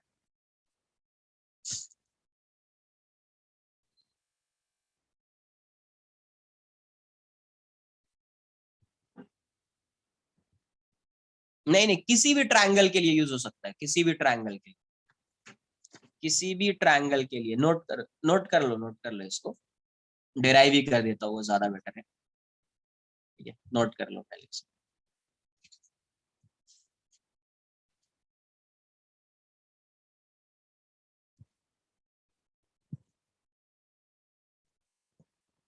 एच तो कैसे भी फाइंड करेंगे ना, इसकी वैल्यू कुछ भी होगी, उससे क्या मतलब है।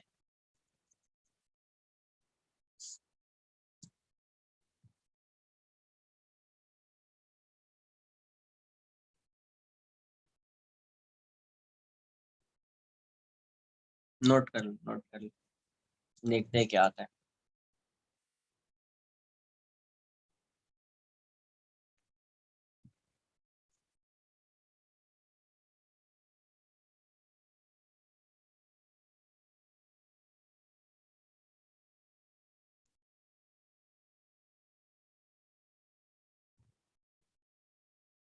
डन।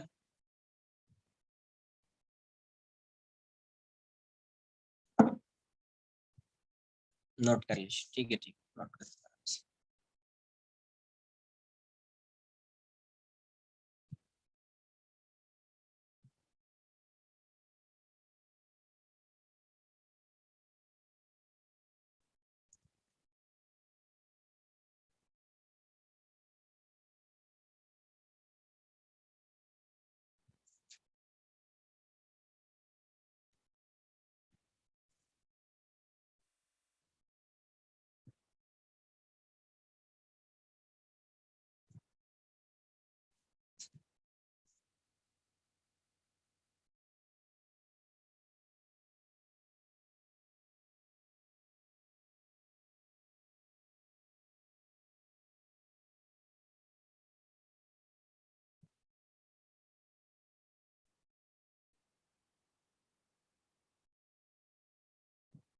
नोट कर लिया क्या इसको।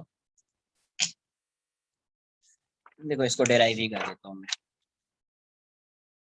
हाँ वही डिराइव ही कर देता हूँ ना, 6c क्यों ले रहे हो, उसको डिराइव ही कर देता हूँ, बेकार ला बता दिया मैंने, रिलेट कर दिया उससे।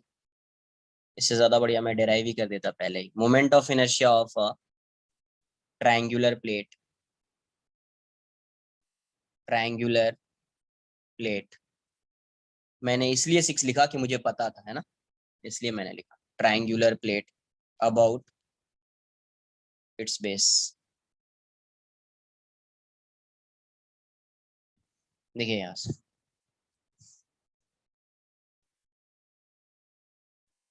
ये प्लेट है, मुझे इसके अबाउट मोमेंट ऑफ इनर्शिया चाहिए। किसके अबाउट, इसके अबाउट। ये प्लेट है, ट्रायंगुलर प्लेट, 2D है। ये वाला डिस्टेंस अज्यूम कर लेते हैं, कुछ गिवन हो या नहीं उससे कोई मतलब नहीं है। और ये इसका जो वर्टिकल डिस्टेंस है इस पॉइंट से इस पे जो परपेंडिकुलर है उसको h मान। इसका मास है, मास क्या है। तो क्या करना होता है कि अब पता है कि यहाँ पे जो मास डिस्ट्रीब्यूशन है वो यूनिफॉर्म है, तो यहाँ से आप एक एलिमेंट ही लेना पड़ेगा। स्मॉल सा स्ट्रिप लिया, स्मॉल सा स्ट्रिप, वाई डिस्टेंस पे स्मॉल सा स्ट्रिप लिया जिसका थिकनेस क्या है, dy। थिकनेस मतलब विड्थ dy। अब ये बताओ, ये इस स्ट्रिप को आप, ये जो स्मॉल सा स्ट्रिप है इसका मास क्या होगा, mass of small strip, strip. तो dm इक्वल्स टू क्या आ जाएगा, सिग्मा इंटू डी। यही होगा ना यार, क्योंकि यहाँ पे क्या है, मास किस पे distribute, here mass is distributed through out the area, तो सिग्मा इंटू डी हो जाएगा। अब डी फाइंड करना पड़ेगा इसका एरिया। इस वाले स्ट्रिप को, ये जो स्मॉल स्ट्रिप है, स्मॉल स्ट्रिप है, आप इसको क्या मानेंगे, ये स्ट्रिप क्या होगा, ये वाला लेंथ आएगा। ये तो थिकनेस बहुत ही कम है, तो आप इतने पार्ट को रेक्टेंगल मान सकते हैं, है ना, because D is very small ना, डी वेरी स्मॉल है, तो आप इतने पार्ट को एक रेक्टेंगल अज्यूम कर सकते हैं, रेक्टेंगुलर इतने पार्ट को। तो इसका एरिया कितना हो जाएगा, तो ये वाला डिस्टेंस पहले इसको मान लो a, ये b है, ये c है, इसको d मान लिया और ये e है। तो मुझे ये वाला डिस्टेंस फाइंड करना पड़ेगा। ये y तो पता है, इसका विड्थ y है, ये वाला डिस्टेंस आएगा तो d इंटू वाई हो जाएगा एरिया, है ना। नहीं, b थोड़ी है ये वाला डिस्टेंस। तो अब देखो ये एक ट्रायंगल देख लीजिए, दूसरा ये ट्रायंगल देखिए, दोनों कैसा ट्रायंगल है, सिमिलर ट्रायंगल है, और इसका ये वाला डिस्टेंस है h माइनस वाई, है ना। दोनों कैसा ट्रायंगल है, सिमिलर ट्रायंगल है। तो using the concept of similar triangles, using the concept of similar triangles, तो क्या आ जाएगा यहां से, ये वाला ट्रायंगल देखिए, ये वाला ट्रायंगल देखिए, तो h minus Y upon H equals to D upon B, होगा या नहीं होगा। This upon this equals to this upon इस वाले बड़े वाले ट्रायंगल का ये this. तो यहां से डी की वैल्यू कितनी हो गई, तो D equals to B by H into H minus Y. Hence DM की वैल्यू क्या हो जाएगी, DM equals to sigma into DA, और सिग्मा तो मास, ये सिग्मा की वैल्यू क्या हो जाएगी, मास अपॉन एरिया, है ना। तो मास अपॉन एरिया कितना, half into base into height, और डी कितना हो जाएगा, तो ये हो जाएगा DE into D Y, DE into D Y. तो कितना हो रहा है, टू ऊपर जाएगा, two M into B H, D की वैल्यू क्या है, तो B by H into H minus Y into D Y. अब देखो बी से बी जाएगा, तो यहां से डीएम की वैल्यू कितनी हो गई, two M by H into H minus Y into D Y. तो ये आ गया अपना डीएम, ये क्या आ गया अपना डीएम आ गया। तो अब ये जो डीएम है, देखो यहां से ये है, और इस एक्सिस के अबाउट चाहिए, और ये वाला डिस्टेंस y है, तो इसका सेंटर ऑफ मास यहाँ पे रहेगा, तो इसका जो सेंटर ऑफ मास है इसके अबाउट तो 0 होगा, हाँ एच स्क्वायर होगा, करेक्ट, एच स्क्वायर होगा। तो इसका सेंटर ऑफ मास इसके अबाउट तो अभी जस्ट फाइंड किया, इस टाइप का अगर रॉड होता था तो इसके अबाउट सेंटर ऑफ मास 0 हो जाएगा, तो इसके अबाउट मोमेंट ऑफ इनर्शिया कितना आएगा, तो यहाँ पे डी आई लिख देते हैं अपन।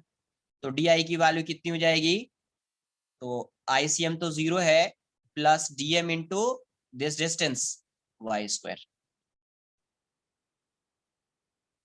तो यहां से डी आई की वैल्यू कितनी हो गई, DM into Y square, DM को मैं उस लिख, ठीक है।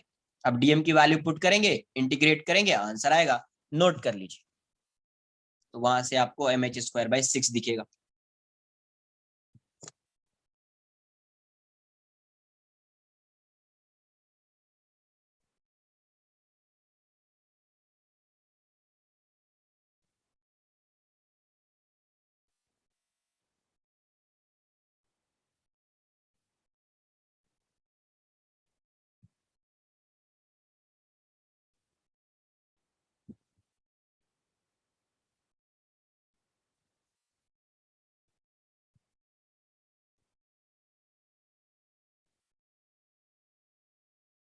ये तो ये तो ऑलरेडी डिस्कस किया सेंटर ऑफ मास में, ये प्लेट है, तो प्लेट में जो मास होता है, mass is distributed through out the area, पूरे एरिया में मास डिस्ट्रीब्यूटेड होता है ना। तो जब जहां पे मास एरिया में डिस्ट्रीब्यूटेड होता है, तो वहां पे सरफेस मास डेंसिटी वाला टर्म आता है। That's why mass of a small strip dm would be sigma into da, where sigma is nothing but surface mass density या aerial mass density।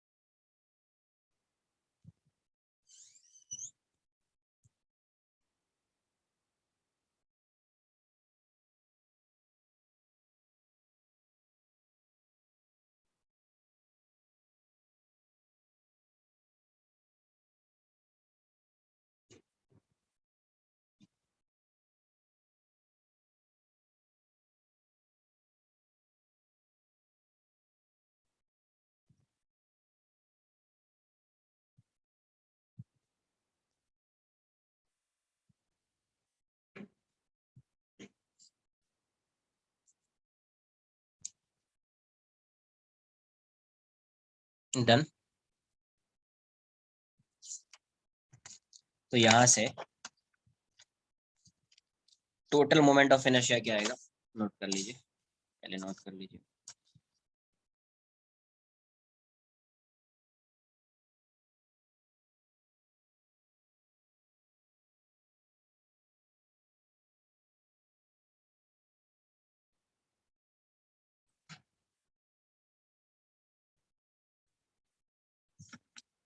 डन। तो यहाँ से टोटल मोमेंट ऑफ इनर्शिया क्या आ जाएगा, टोटल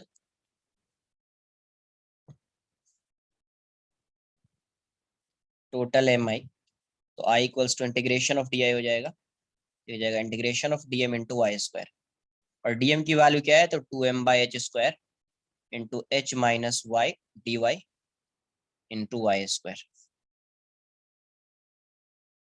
तो जो कांस्टेंट है उसको बाहर लिख देते हैं, एच वाई स्क्वायर को मल्टीप्लाई कर देते हैं, hy³ minus y⁻³ dy, and y varies from 0 to h, y कहां से कहां तक वैरी करेगा, 0 to h। तो ये कितना आएगा, 2m/h², ये हो जाएगा hy³/3, ये हो जाएगा y⁻⁴/4 0 to h। तो यहाँ से क्या आएगा आपका 2m/h², यहाँ से आ जाएगा h की वैल्यू पुट कर दी, h⁻⁴/3 माइनस h⁻⁴/4, ये कितना आया 2m/h², ये कितना आ जाएगा 4h³ h⁻⁴, 3h⁻⁴/12, 6 टाइम्स में जाएगा, तो यहाँ से कितना आएगा mh⁻⁴/6h², तो मोमेंट ऑफ इनर्शिया कितना आ गया, mh²/6, यही आ रहा था ना फॉर्मूला। मतलब ये अगर इसका मास m है, कोई भी ट्रायंगल है, मास m है, ये वाला डिस्टेंस h है, इस एक्सिस के अबाउट इसका मोमेंट ऑफ इनर्शिया क्या होगा, mh²/6। ठीक है, नोट कर लीजिए।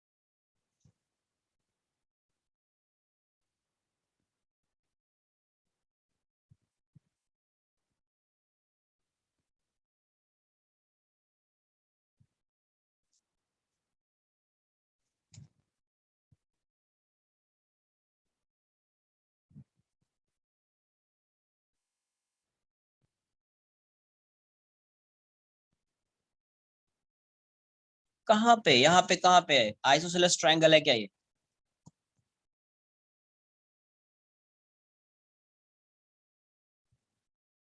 पहले वाला था ना, पहले वाला था, हाँ पहले वाला था। तो मैंने क्या बोला था, वो तो सबके लिए वैलिड है ना, यहाँ पे तो डिराइव कर लिया, सबके लिए वैलिड है वो फॉर्मूला। वहां पे आइसोसेलेस ट्रायंगल बन रहा था, इसलिए वो वैसा आ रहा था, इजीली फाइंड कर पा रहे थे अपन एच, है ना।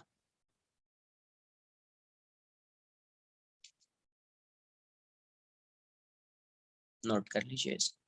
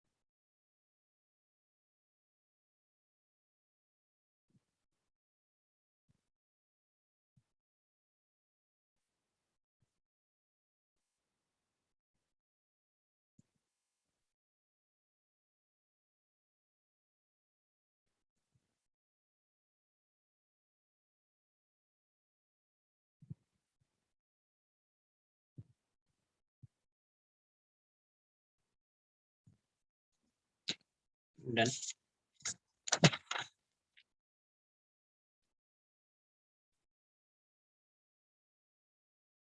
तो अभी कुछ भी फाइंड कर सकते हैं, ट्रायंगल, रेक्टेंगल, कुछ भी रहे। एक क्वेश्चन है, इसका आंसर बता दीजिए आप। ये रेक्टेंगल है, लेंथ एल, ये भी है, मास एम है। इस रेक्टेंगल का मास क्या है? यूनिफॉर्म। ये क्या है? Rectangular plate. Rectangular plate. तो इस एक्सिस के अबाउट आपको मोमेंट ऑफ इनर्शिया बताना है, इसकी वैल्यू बतानी। ये नहीं फाइंड किया था अपन ने वहां पे, ये बताना है इसका मोमेंट ऑफ इनर्शिया। ये गिवन है एल और ये बी।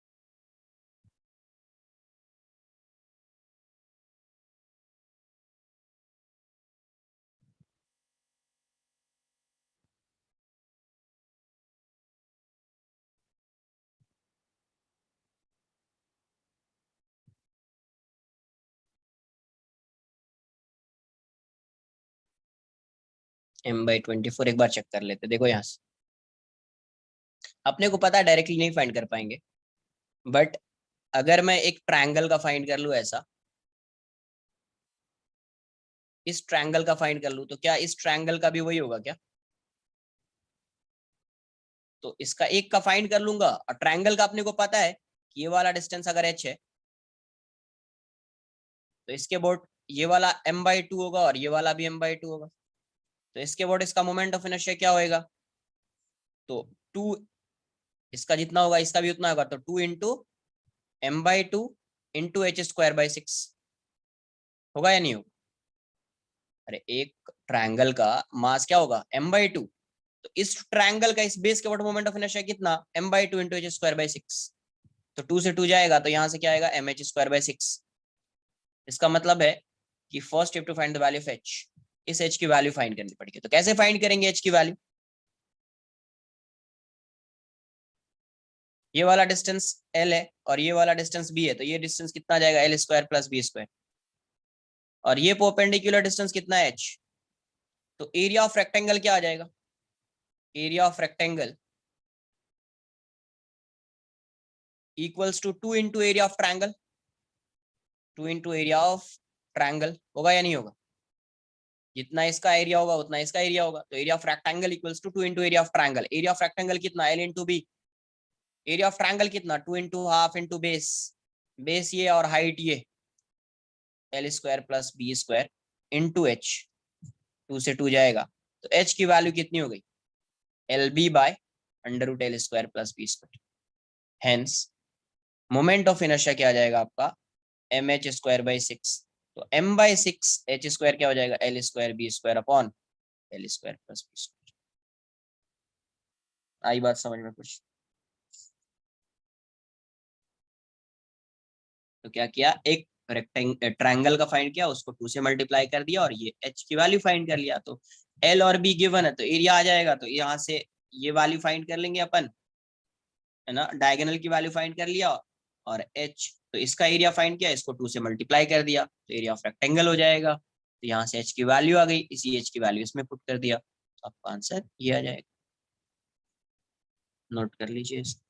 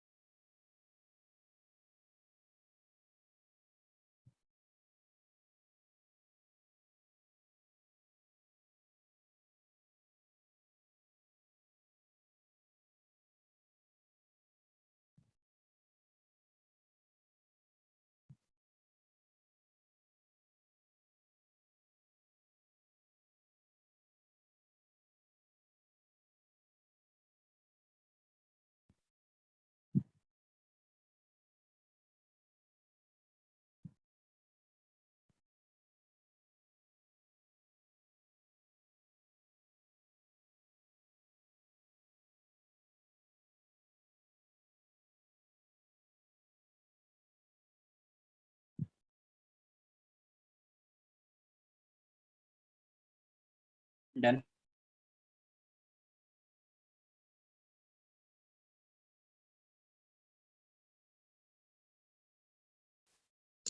नेक्स्ट लिखेंगे moment of inertia of a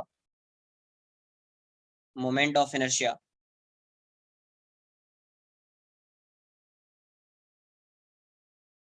moment of inertia of a uniform thin ring about an axis passing through its center of mass and perpendicular to the plane, passing through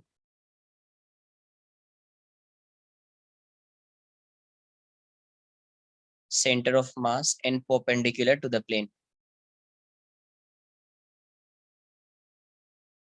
एक minute, perpendicular to the plane.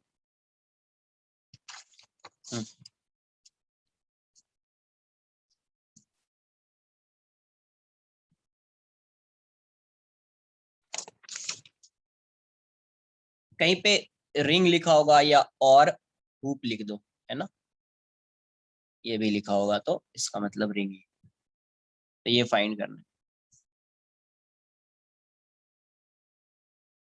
Moment of inertia of a uniform thin ring or hoop about an axis passing through its center of mass and perpendicular to the plane. देखो ये ring है, किसके about find करना moment of inertia, तो इस axis के about find करना, इस एक्सिस के, यही है परपेंडिकुलर टू द प्लेन और इसके सेंटर ऑफ मास से पास। ये बताओ ये रिंग, इस रिंग का जैसे ये रॉड था, रॉड का बेसिक एलिमेंट क्या था, dx dx dx dx dx, ये रिंग है, इस रिंग का बेसिक एलिमेंट क्या है, वो ये स्मॉल सा एलिमेंट होगा ना, यहाँ पे डी थीटा नहीं ले रहा है, ऐसे ही मान लो कि अगर आप देखोगे तो डी थीटा से थीटा एंगल पे डी थीटा लिया, बट कोई फायदा नहीं, डी थीटा मैं ऐसे डायरेक्ट लिखूंगा इसको, तो ये वाला एलिमेंट लिया dx, बेसिकली यही dx, इसी को आप dx बोल दीजिए, dl बोल दीजिए, यही dx, और इसका मास है dm, dm की वैल्यू जाएगी लैम्डा dx, dx ही रखो,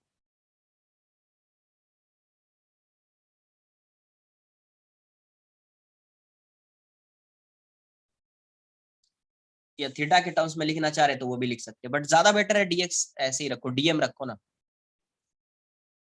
देखो यहाँ से इसको dx मत करो, सिर्फ dm लिखो, dm से भी आंसर आ जाएगा बस, वैसे भी करते बट थोड़ा कैलकुलेशन बढ़ जाएगा, बट dm ही लिखो सिर्फ। ये बताओ ये एक्सिस है, ये जो एलिमेंट लिया है इसका इससे डिस्टेंस कितना है, परपेंडिकुलर डिस्टेंस है, ये परपेंडिकुलर डिस्टेंस कितना है, इसका मास m है और रेडियस r है, तो di की वैल्यू कितनी हो जाएगी, dm इंटू आर स्क्वायर, तो टोटल मोमेंट ऑफ इनर्शिया कितना आ जाएगा, total moment of inertia I की वैल्यू क्या हो जाएगी, इंटीग्रेशन ऑफ डी आई, तो dm इंटू आर स्क्वायर तो हर जगह पे सेम है, आर स्क्वायर कॉन्स्टेंट है, बाहर कर दिया, इंटीग्रेशन ऑफ डीएम क्या हो जाएगा, DM DM DM DM DM DM DM सबको ऐड करो, क्या आ जाएगा, एम आर स्क्वायर है, मतलब ये इसका मोमेंट ऑफ इनर्शिया कितना आएगा, एम आर स्क्वायर, इसका मोमेंट ऑफ इनर्शिया कितना आएगा, एम आर स्क्वायर, हर पॉइंट का डिस्टेंस कितना है, आर, तो DM into R square, DM into R square, DM into R square, DM into R square common, DM plus DM plus DM plus DM, total mass I की value कितनी हो जाएगी, M R square, और जो ये लिख रहे थे तो फिर dx को लिखते आर डी थीटा, फिर यहाँ पे आर डी थीटा आता, थीटा को इंटीग्रेट करते 0 to 180, कैलकुलेशन ज्यादा बढ़ जाता, इससे ज्यादा बेटर है ऐसे हो जाएगा, तो आई की वैल्यू क्या हो जाएगी, एम आर स्क्वायर, मतलब कोई एक रिंग है तो सेंटर ऑफ मास के अबाउट इसका मोमेंट ऑफ इनर्शिया कितना आ जाएगा, एम आर स्क्वायर, आता, बट वो कैलकुलेशन बढ़ जाता, सॉल्व तो कर लेते हैं अपन, बट कैलकुलेशन बढ़ जाता, उससे ज्यादा इजी है, ठीक है, तो मास टी मान लिया, इसे सॉल्व कर लिया, अब यहीं पे मान लीजिए डायमीटर के अबाउट फाइंड करना है, ये रिंग है, मुझे डायमीटर के अबाउट फाइंड करना मोमेंट ऑफ इनर्शिया, डायमीटर मतलब ये इसके अबाउट चाहिए मोमेंट ऑफ इनर्शिया, तो ये x हो जाएगा, ये y बना लिया, सॉल्व करने के लिए डायमीटर तो कोई भी होगा, ये भी होगा, दो डायमीटर ले लिया जो दोनों क्या है, परपेंडिकुलर है। तो ये बताओ इसके अबाउट जितना होगा इसके अबाउट भी उतना ही होगा क्या मोमेंट ऑफ इनर्शिया? इसके अबाउट भी इसका ओरिएंटेशन सेम है, इसके अबाउट भी सेम है, तो इसके अबाउट आई डी डायमीटर है, इसके अबाउट भी आई डी डायमीटर है, और ये जेड है आपका। तो आप क्या लिखोगे, I x plus I y equals to I z, एक एरो लगा के लिखना, मतलब ये डायमीटर के अबाउट फाइंड कर रहे हैं। तो I x plus I y equals to I z, ये भी आई डी है, ये भी आई डी है, और ये कितना आ जाएगा, एम आर स्क्वायर। तो I D to I D की वैल्यू कितनी हो जाएगी, एम आर स्क्वायर, मतलब आई डी कितना हो जाएगा, M R square by two. तो डायमीटर के अबाउट इसका मोमेंट ऑफ इनर्शिया कितना आ जाएगा, M R square by two आ जाएगा। तो ये लर्न करना इंपॉर्टेंट है, इससे ये आ जाएगा, है ना, इसको लर्न कर लीजिए क्या आई की बात। अच्छा कोई भी डायमीटर होगा, ये कितना इनफाइनाइट डायमीटर, सबके वोट कितना आएगा, M R square by two आएगा। नोट कर लो पहले इसको, फिर बताता हूँ उसको, एक बार नोट कर लीजिए आप।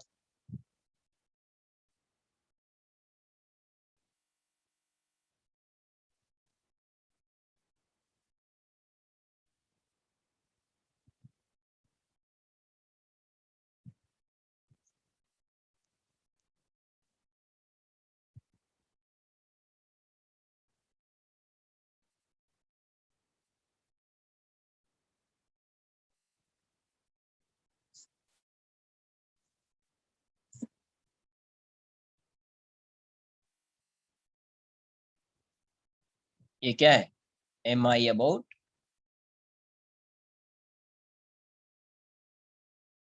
Moment of inertia about the diameter of ring.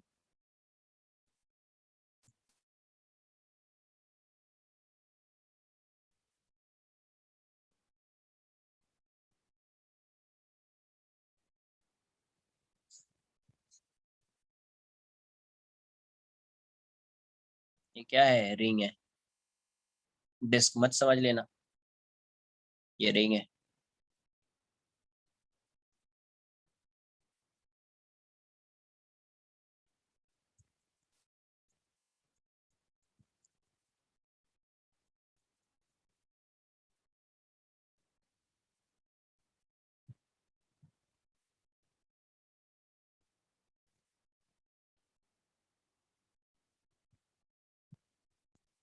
Done.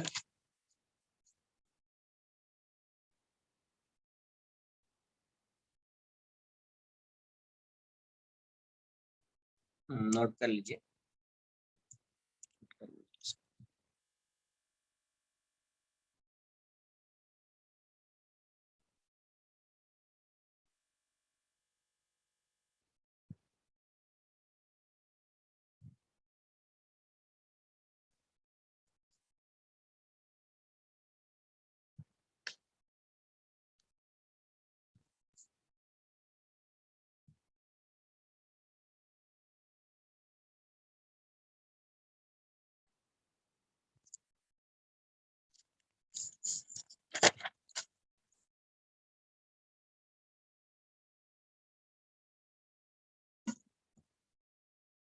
अब देखो ये रिंग है,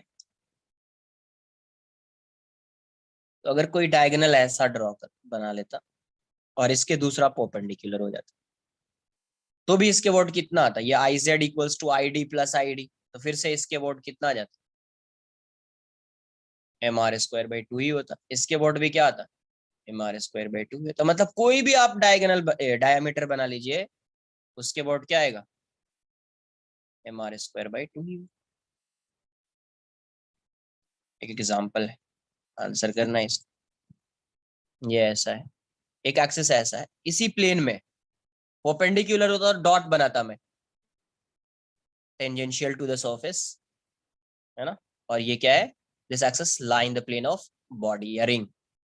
ये रिंग है, इसका मास m और रेडियस r है। फाइन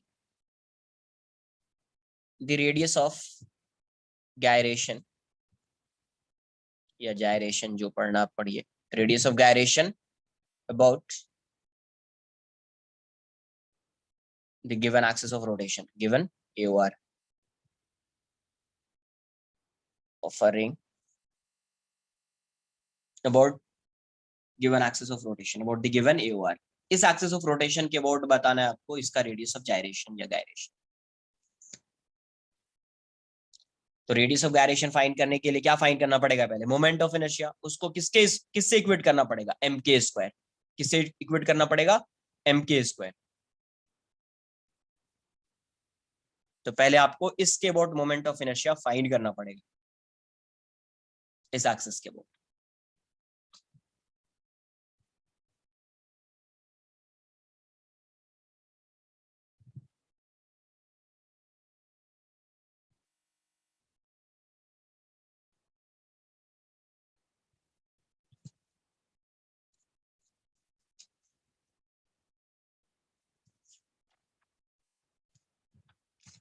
√2r आ रहा है, और चेक कर लेते हैं कितना आएगा. अब ये बताओ, ये इसी प्लेन में एक्सिस, इसी प्लेन में, तो सबसे पहले इसके about moment of inertia find करना पड़ेगा. ठीक है, फाइंड करो, फाइंड कीजिए मोमेंट ऑफ इनर्शिया.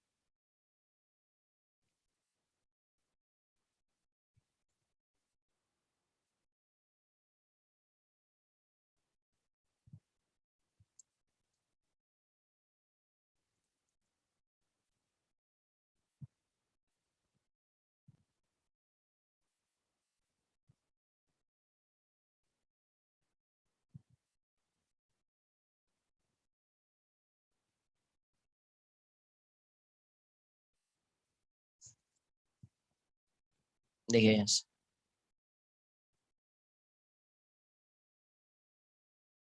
अपने को पता है इसके अबाउट डायरेक्ट तो नहीं फाइंड कर पाएंगे, आई मान लेता हूँ, बट एक चीज क्लियर है कि अगर एक ऐसा ही एक्सेस मिल जाता जो इसके पैरेलल होता तो इजीली फाइंड करते. सेंटर ऑफ मास है इसका ही, तो क्या एक एक्सेस है जो इससे पास हो रहा है ऐसा, इसके अबाउट अपने को पता है मोमेंट ऑफ इनर्शिया क्या, ICM, इसी प्लेन में है, तो ये तो ICM इक्वल्स टू ID है यहाँ, डायमीटर के अबाउट, और इसकी वैल्यू कितनी होती है? mr²/2 होती है. ये वाला डिस्टेंस कितना है? D इक्वल्स टू, यही R है, यही डिस्टेंस R है. तो दो parallel axis, using parallel axis theorem, using parallel axis theorem क्या हो जाएगा? ये दोनों पैरेलल और ये सेंटर ऑफ मास से पास हो रहा है, तो I इक्वल्स टू ICM प्लस md², डी की जगह पे यहाँ पे R आ जाएगा, तो mr² हो जाएगा. तो ICM है कितना? mr²/2 plus mr² equals to I को आप क्या लिख सकते हैं? mk², और ये कितना हो जाएगा? 3mr²/2. m से m कैंसल आउट हो जाएगा, तो k की वैल्यू कितनी हो गई? तो √3/2 इंटू आर, √3/2 इंटू आर, यही हो जाएगा रेडियस ऑफ गायरेशन या जायरेशन. आई बात समझ में कुछ? तो पहले first to find the moment of inertia about given axis of rotation, फिर उसको किससे इक्वेट करना होता था? mk². यहाँ से क्या आ जाएगा? परपेंडिकुलर नहीं है ना, ऐसा इसी प्लेन में ड्रॉ कर दिया, तो परपेंडिकुलर थोड़ी हो. तुमने ऐसा ले लिया, ये वाला एक्सिस ले लिया, है ना, इस पॉइंट के थ्रू.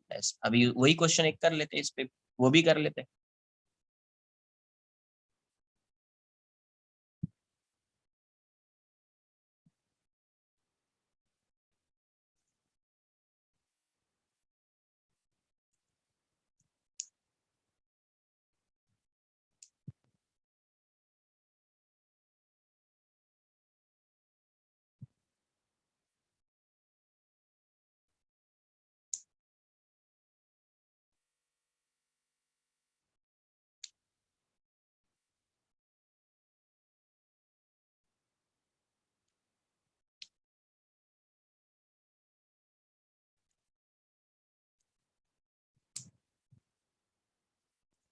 नोट कर लिया इसको? नहीं, लास्ट नहीं, रुको ना 1 मिनट यार.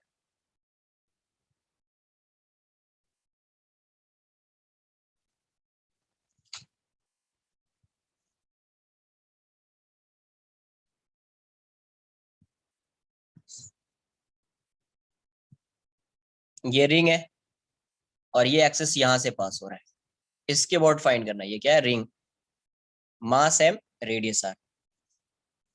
Find the radius of gyration about AOR.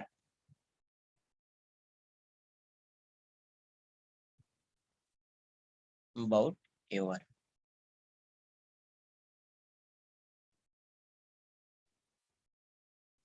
So first you have to find the moment of inertia about given axis of rotation. इसके बाद आपको moment of inertia find.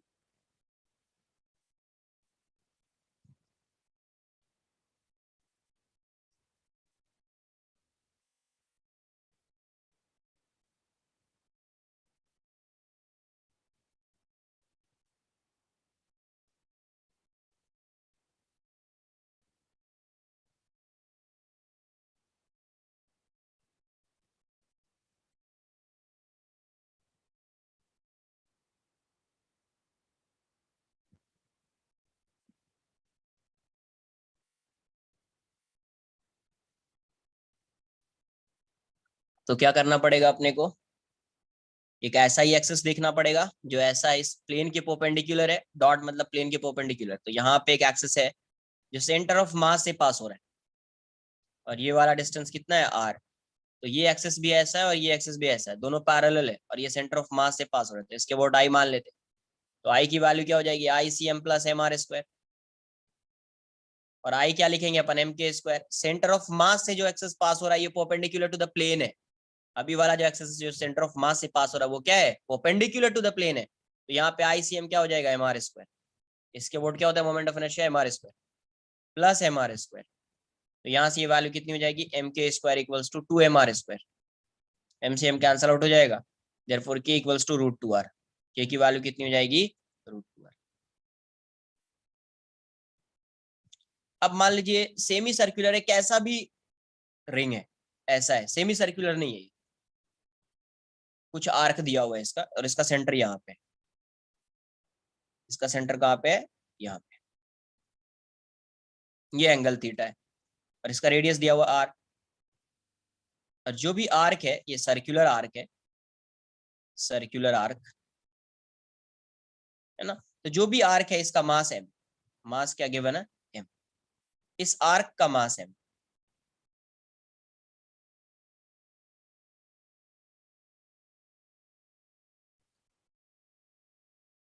तो इसका मुझे इस एक्सिस के बोर्ड चाहिए, परपेंडिकुलर टू द प्लेन। इसके बोर्ड मोमेंट ऑफ इनर्शिया चाहिए। कोई बताएगा कितना आएगा इसके बोर्ड मोमेंट ऑफ इनर्शिया, इस एक्सिस के बोर्ड।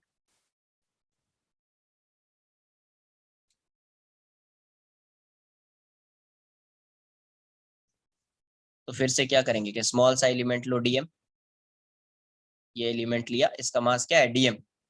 तो इस डीएम का मोमेंट ऑफ इनर्शिया इसके बोर्ड क्या आएगा, डीएम इंटू आर स्क्वायर।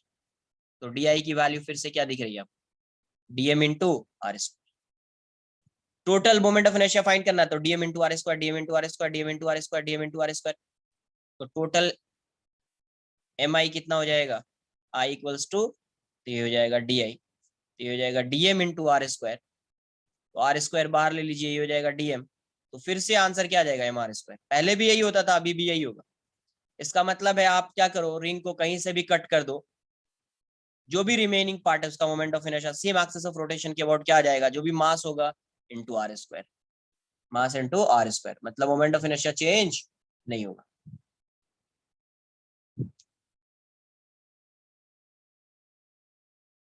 आई बात समझ में, मोमेंट ऑफ इनर्शिया चेंज नहीं होता है, कट होने के बाद भी मोमेंट ऑफ इनर्शिया का जो एक्सप्रेशन होगा वो वही होगा, उसमें सिर्फ वैल्यू पुट कर दीजिए। इसका मास m मान लिया है तो m आ जाएगा। टोटल का मास m माना था, कैपिटल M, तो कैपिटल M आता था। इसका मास अगर इतने का ही मास कैपिटल M होगा तो कैपिटल M लिखेंगे। आई बात समझ में कुछ, नोट कर लीजिए, आज के लिए इतना ही रहेगा, ठीक है। नेक्स्ट लेक्चर में यहाँ से आगे और भी डेरिवेशन आएगा, रिंग आएगा, डिस्क आएगा, रिंग हो गया, डिस्क आएगा, cylinder, solid cylinder, hollow cylinder, solid sphere, hollow sphere, ये सब आएगा। देखते क्या आता है मोमेंट, ठीक है। तो उसको भी कट करेंगे तो उसका भी moment of inertia given axis of rotation के अबाउट चेंज होने वाला नहीं है, गिवन एक्सिस ऑफ रोटेशन के अबाउट चेंज होने वाला।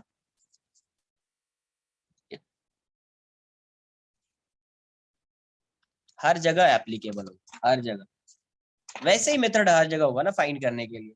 तो कट कर देंगे तो मोमेंट ऑफ इनर्शिया चेंज होने वाला नहीं है, मोमेंट ऑफ इनर्शिया वही होगा, क्योंकि पहले जैसे डिस्ट्रीब्यूशन था अभी भी इसका जो मास डिस्ट्रीब्यूशन है सेम है। मास डिस्ट्रीब्यूशन इस एक्सिस के अबाउट जितने डिस्टेंस पे मास डिस्ट्रीब्यूटेड था, है ना, अभी भी वैसा ही मास डिस्ट्रीब्यूशन है। अगर मास डिस्ट्रीब्यूशन सेम होता है तो मोमेंट ऑफ इनर्शिया सेम है ना। If mass distribution is same about the given axis of rotation then moment of inertia remains same. मतलब expression of moment of inertia remains same, expression of moment of inertia remains same. ठीक है, आज के लिए इतना ही।